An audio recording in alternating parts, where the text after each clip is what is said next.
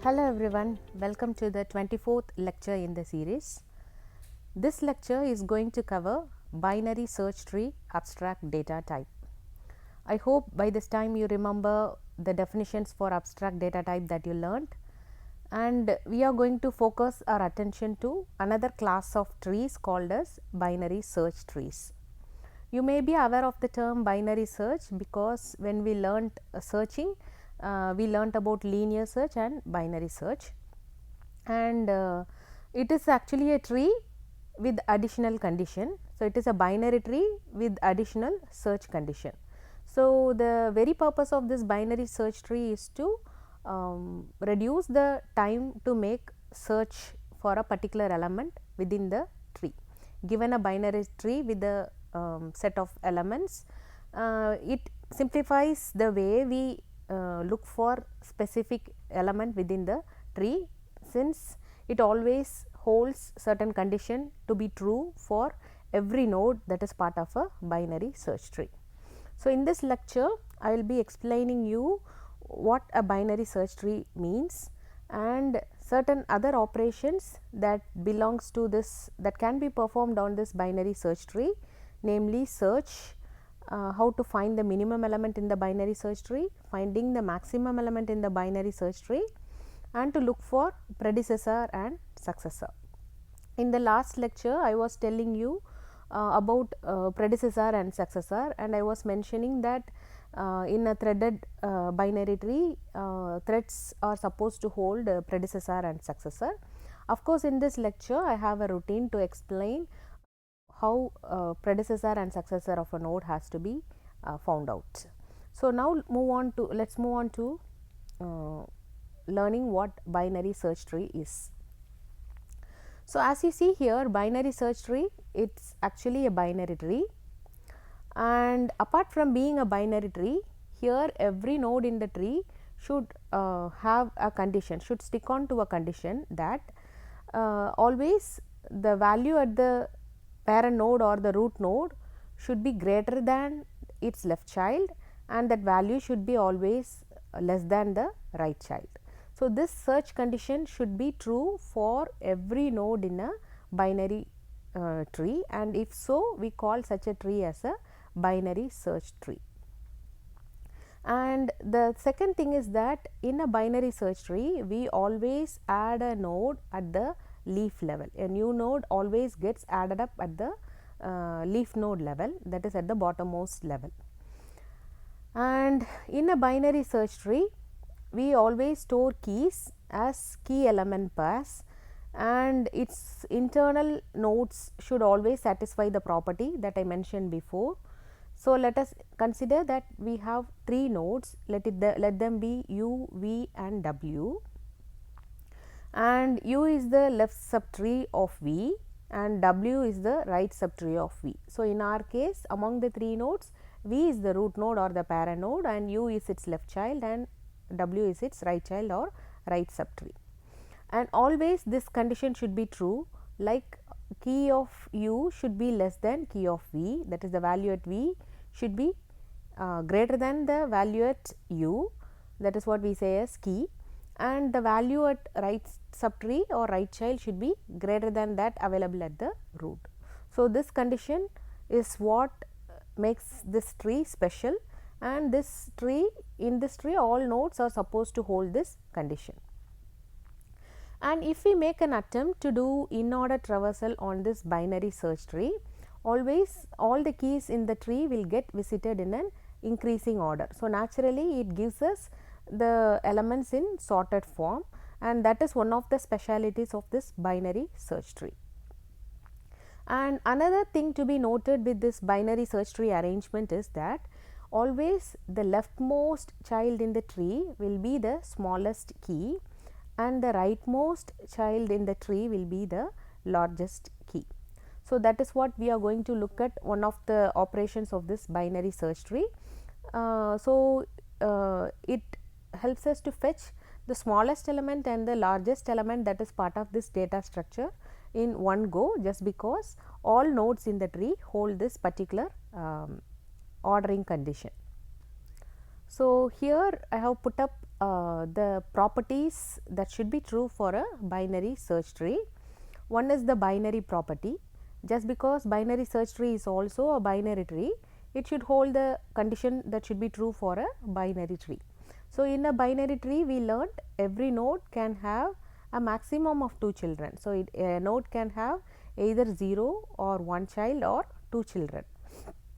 So, the result is that the storage is going to be small for a binary trees implementation, and all the operations are simple because we learnt how to do insertion and deletion on binary trees in one of the earlier lectures, and average depth of the tree will always be small, will usually be small. And I said binary search tree is binary tree plus some search tree property. So, the search tree property is that all keys in the left subtree should be smaller than that at the root, and all keys in the right subtree should be greater than that at the root. And the result of holding this property is that it is easy to find any given key. So, if suppose somebody asks me to look for a value of 10, then naturally I would know that just because this condition is held by every node in this tree, I compare 10 with the root node, 10 is greater than 8, and so I am supposed to make a search only in the right subtree. So, earlier when we learned binary search, I was telling you that compared to linear search, the search time is exactly half or even less than half at times for a binary search. The reason is that we usually keep the list sorted for a binary search, and then we compare the element to be searched with the mid element in the list, and then depending upon the result of comparison, if the element to be searched is less than the mid element of the list, we proceeded with searching only in the left half of the list. If it is greater, we make a search in the right half of the list. So, similar condition, similar thing we do here with this binary search tree. As I was telling the example of 10, just because 10 is greater than 8, we restrict our search only to one half of the tree, and thereby we claim that the search time will be exactly half, and or it would be of the order of log n instead of n. And this condition, I mean the search time would be less provided the tree is balanced. If suppose the tree is in a skewed fashion, imagine that all the elements are added up only in the right subtree and complete the left subtree is empty, then this won't hold good. Then it depends on the number of nodes in the tree or the height of the tree. So, here we are seeing what are all the areas where we could use this binary search tree. So, wherever we feel that there is something to be done dynamically and that do some set operations, then we can go for binary search trees. And as we are learning this binary search tree abstract data type, we are looking at what are all the possible operations that we could do on a binary search tree. With this particular lecture, we will be seeing the operations, namely how to do a search, how to find the minimum and the maximum elements in a binary search tree, and how to look at predecessors and successors in the binary search tree. Of course, with the next lecture, we will be covering up the other two operations, namely insertion and deletion. And apart from that, we can make use of binary search trees to build dictionaries as well as priority queues. And when you talk of the complexity of a binary search tree, and for all the operations and of course for all the basic operations, the time complexity would be of the order of the height of the tree, which is O of h, big O of h. So, here we have an example. We are given with two trees. One is binary search tree and another one is not a binary search tree. The first one is a binary search tree just because you could see that all nodes have either 0, 1 or 2 children. So, it satisfies the condition for a binary tree or the binary tree property. And the second thing what we expect is that we expect every node to have to follow the search tree property. And so, here you can observe that every parent node or every root node it follows the search tree property that its left subtree contains value lesser than it, and its right subtree has values greater than it. So, this condition is true for every node in this tree, and so we call this tree as a binary search tree. On the other hand, if you observe the example at the right, and specifically when you look at the subtree starting from 4, you could see that the node we have, you could see that the condition is actually violated. So, here you could see the root node's value is 6, and there is one node with the value of 7 along the left subtree of the root node, which cannot be true for a binary search tree. So, here I would say that though this search tree property is not violated at this node 4, it is violated at the root node, and so this tree is not a binary search tree. And one more thing to be noted with binary search trees is that the same set of keys may be represented with two different binary search trees. Here, as you see that the order in which the elements are put up, accordingly the way the binary search tree got constructed would also vary. So, here you could see that the same set of keys are being used for both the trees, and this is one binary search tree because it satisfies the property of a binary tree and the search tree property. And here you could see that the left and the right subtrees, both of them appear balanced.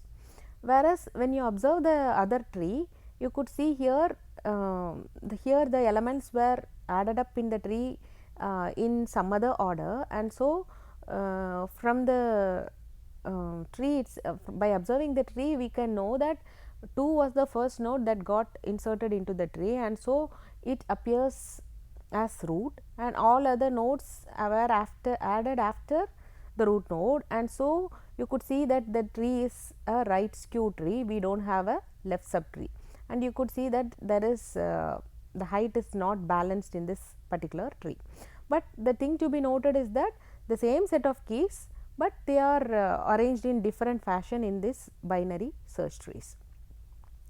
And so, the average depth of such a tree would be when we do the search operation, we normally say that the complexity would be of the order of log n, and if in case it is a skewed tree of this sort, then it is going to be the maximum depth of the node, which is order of n. And we want to know which is the smallest and the largest key in this particular tree, and you could see that always the smallest key will be found in the left subtree and the largest key would be found in the right subtree. In this case, this tree is balanced, so you could clearly say that the lowest or the smallest key is 2 and the largest key is 8. And here, as this tree is a skew tree, it does not have a left subtree. So, naturally whatever value we find at the rightmost node in the tree is the largest one, and as it does not have a left subtree, the value at the root should be the lowest or the smallest key. Now, let us see how to do this searching operation on a binary search tree. Imagine that we are looking for an element, say 15. So, in our case 15 happens to be at the root. So, we immediately report that we check whether root contains the value to be searched. Here in our case that is true. So, we report that the element is found.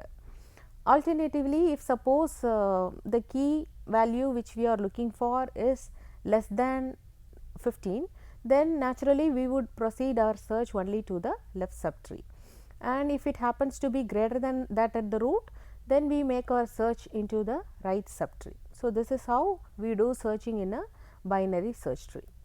So, in this example we have a slightly bigger tree, and of course, the root here is also 15.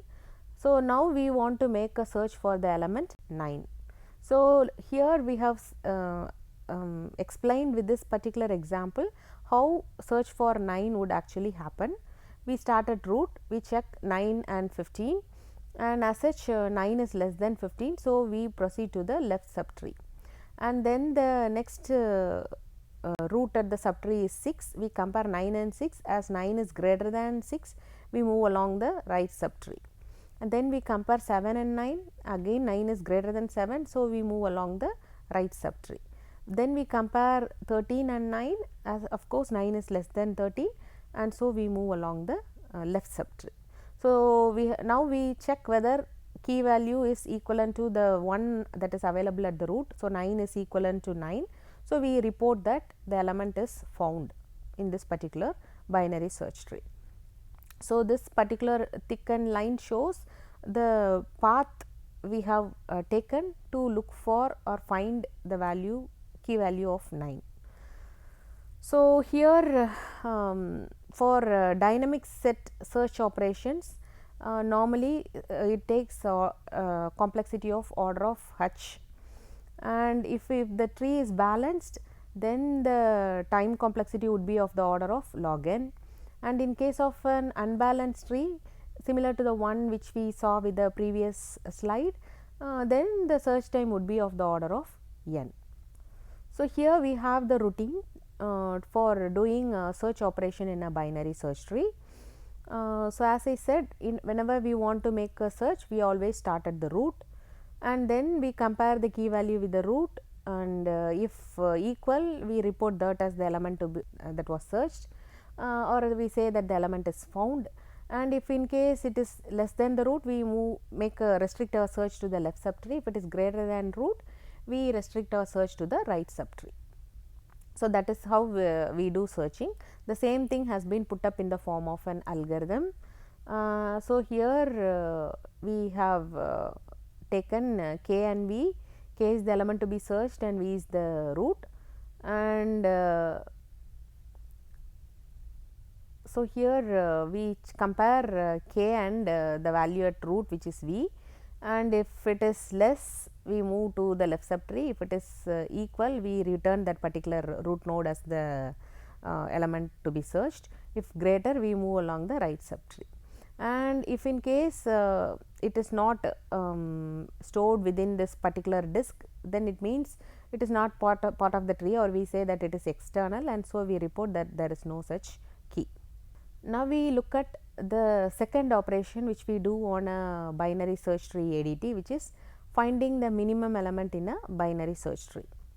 So our goal is to find the minimal element, and we learnt already that always the minimal element would be found in the left subtree, and that too in the leftmost subtree. But so the bottommost level in the left subtree would return us the minimum element in the binary search tree. So naturally we can start the search operation from the root. In our case, let x be the root. So we check whether any left subtree for x exists.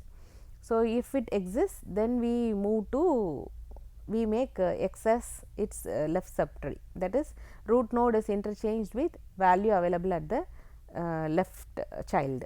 So we keep on doing this till we end up in a situation where there is no left subtree. So that particular element is then reported as the minimal element in the binary search tree. As such, for any of these basic operations on a binary search tree, its time complexity or running time would be order of h, where h is the height of the tree. So in this example, as you know, if we apply this algorithm on this tree, we start with 15, we check whether 15 has a left child. If so, we go to 6. We check whether 6 has a left child. Yes, it has. So it is 3. And then we check whether 3 has a left child. Yes, it is 2. And then we check whether 2 has a left child. There is none. It is null. So we stop our process here and report 2 as the minimal element in this binary search tree. Similarly, we can find the maximum element in the binary search tree, and as you know, the maximum element should be available at the right subtree, and that too at the bottommost position. So in this particular example, as you see, the rightmost subtree is 20, and so 20 is the maximal element in that available in this particular binary search tree. So whatever we did for minimum, that has to be reversed for maximum. That is, for finding the minimal element, we made a search in the left subtree, whereas here we are going to do it along the right subtree, except that both the operations are more or less the same. The next operation is finding successor for a node in a tree. So, now first let us understand the definition for successor. Imagine that we are finding the successor for a particular node, say x. So, we say that the successor of a node x is y, such that the key value at y is the smallest key, but it is in such a way that it is greater than key of x.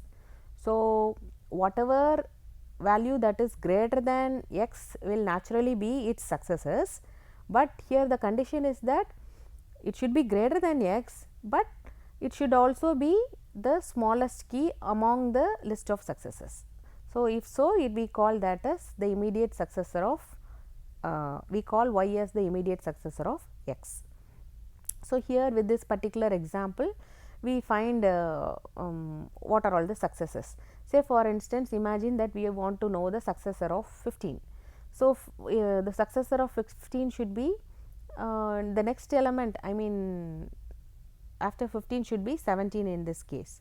So, how we say 17 is the successor is that though all these values, say if we consider this as x and then all these values are all greater than 15, but we take 17 as the successor of 15 with this condition that it should be greater than x, but it should be the smallest among the list of elements. So, we say that 17 is the successor of 15.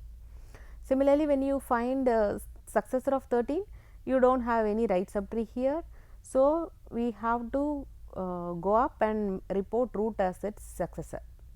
And when you look at 9, successor of 9, 9 happens to be a left child, and so its successor would be immediately its root. So, this is what we mean actually as a successor. So, in order to compute a successor for any node, we have two possibilities. One is that as I was mentioning that successor should have a value greater than the value of a node, and so naturally greater value will appear along the right side or the right subtree. So, we have two possibilities with this right subtree. Either you could have some value in the right subtree or your right subtree could be empty. So, here let us first look up the case where your right subtree is not empty. So, here right subtree is not empty. So, what we do is that in order to put the successor of x, we find the minimum element along the right subtree of x and we call that as its successor. And in our case, in the other case is that the right subtree is empty. So, if suppose the right subtree is empty, then what we have to do is we have to go up the tree until the current node is a left child, and then the successor of x would be the parent of the current node. So, in our case for example, let us consider the successor of 13 does not have a right subtree, right. So, its right subtree is empty. So, in this case what we are supposed to do is that we have to go up the tree until 13 becomes a left child. So, in our case we have to go up till 15, only then 13 will become a left child, right. So, we stop there. So, that is how we got 15 to be the successor of 13. And the second condition is for right subtree empty is that if you do not find any other thing, that is you can't go beyond this. In our case we can't go beyond this, and that you have reached the root, then naturally root becomes the successor of this particular node. So, this is how we find a successor for any node. So, this is the algorithm for finding the successor in a binary search tree. So, the same example we have used here. So, the rule whatever we saw in text has been put up in the form of an algorithm. As I said, we have only just two cases. One is our right subtree is null. So, if right subtree is null, then what you have to do is we have to find the minimum element. So, first is right subtree is not null. So, we have to find the minimum element along the right subtree and return that to be its successor of this node.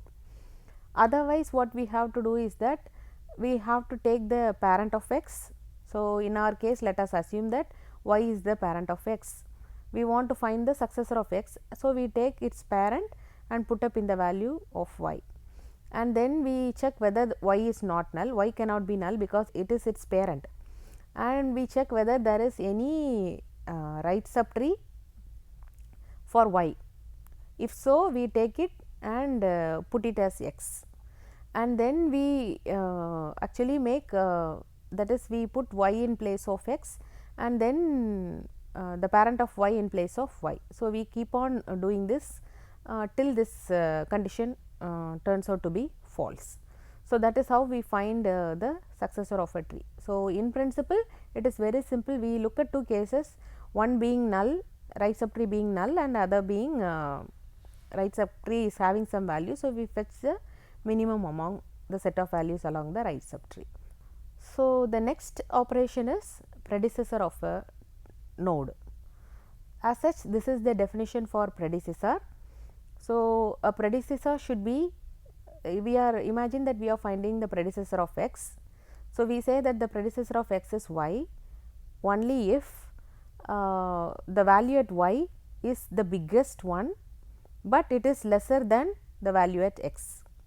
So, from among the values along the left subtree, it should be the biggest, but it should be lesser than the value at x or the root node, right. If so, we call it as the predecessor. Say for instance, consider this example, we are going to find the predecessor for these 3 nodes. So, imagine that 15 we want to find its predecessor. As I said, I should look for values that are less than 15, but it should be the biggest. So, values less than 15 means it should happen, I mean it should be found only in the left subtree, and the biggest of it would be always at the rightmost child along the left subtree, that should be the biggest, right. That is what we report as solution for predecessor of 15. When you find the predecessor of 9, for 9 its predecessor is something lesser than 9, right. So, we have to report 7 as its predecessor, and for 7 as such its predecessor should be its parent, which is 6, right. So, here also we have 2 cases as we learnt with the finding successor. First case is that your left subtree is not empty. So, if suppose your left subtree is not empty, we are going to repeat the same thing which we did for case 1 with finding successor. The thing is that instead of finding the maximum along the right subtree, we are going to find the maximum along the left subtree. The other possibility is your left subtree could be empty. So, if suppose your left subtree is empty, then the simple rule is that you go up the tree in such a way that your current node becomes the right child, and then the predecessor of x is the parent of the current node, right. So, that is how we do. Say in our case, let us assume that we want to find the predecessor of 9, right. So, 9 does not have a left subtree, right. So, its left subtree is empty. So, here what you have to do is you have to go up till this 9 becomes a right child. So, only if we go up till 7, 9 will become its right child, right, it becomes an element along the right subtree. So, we report 7 as the predecessor of 9. So, we do not put 13 as its predecessor, because for 13 9 appears to be its left child. So, we ignore, we have to go up along the tree till 9 becomes a right child of the tree, and we stop there and report particular node x as the predecessor. In our case, this is 7. So far we have learnt some 4-5 operations on this binary search tree. First of all, we learned that binary search tree is a tree holding 2 properties, one is binary tree property and the property of a search tree, and we also learned that binary search tree should always guarantees elements in sorted order whenever we do in order traversal. And we learnt a few other operations on this binary search tree ADT, namely how to search for an element in this binary search tree, and how to find predecessor and successor, as well as how to find the minimal and the maximal element in this binary search tree. Hope you would have understand the concepts well. With the next lecture, we will be covering upon other 2 operations on binary search trees, namely insertion and deletion.